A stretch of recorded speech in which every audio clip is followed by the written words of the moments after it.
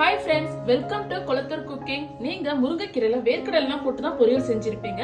இன்னைக்கு நான்வெஜ்ல முருங்கைக்கீரை எப்படி செய்யறதுன்னு சொல்லி தான் நான் உங்களுக்கு சொல்லி தர போறேன். வாங்க பார்க்கலாம்.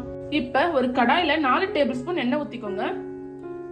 எண்ணெய் ஹீட் ஆன உடனே 3 மீடியம் சைஸ் ஆனியன் இந்த மாதிரி கட் பண்ணி வச்சிருக்கேன், இதுவும் சேர்த்துக்கலாம்.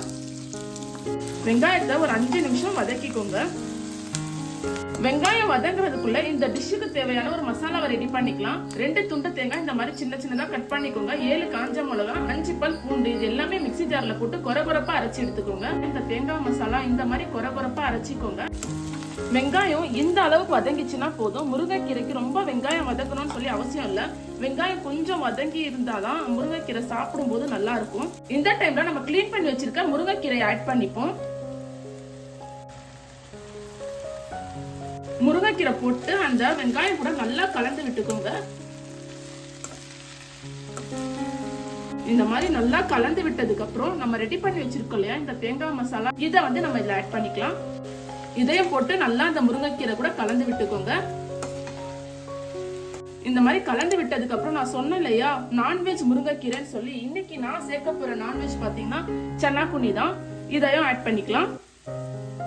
கூடவே 1/2 டேபிள் ஸ்பூன் உப்பு, இதையும் ஆட் பண்ணிக்கோங்க. நான் இன்னைக்கு உப்பு கம்மியா தான் போட்டிருக்கேன், ஏன்னா சன்னாக்குனிலேயே உப்பு இருக்கும், அதனால நான் உப்பு பார்த்து போட்டுக்கோங்க. நீங்க சன்னாக்குனிக்கு பதில் முட்டை, எறா போட்டு கூட இந்த மாதிரி செய்யலாம். இந்த மாதிரி நல்லா கலந்து விட்டுக்கோங்க. 5 நிமிஷம் சிம்லயே இந்த மாதிரி குக் பண்ணுங்க. மூடி போட்டு மூடி வச்சிடாதீங்க, ஏன்னா மூடில இருந்து தண்ணி கீரையில இறங்கும்.